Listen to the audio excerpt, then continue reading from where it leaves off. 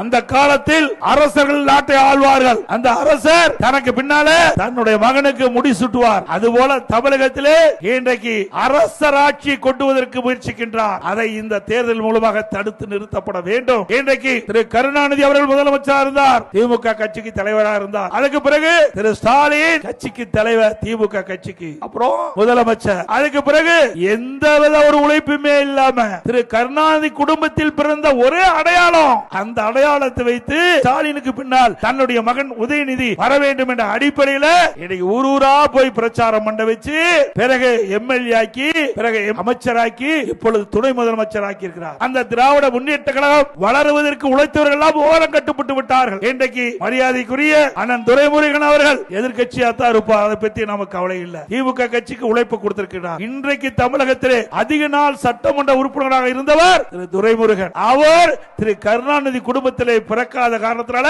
அவருக்கு துணை முதலமைச்சர் கிடைக்கல.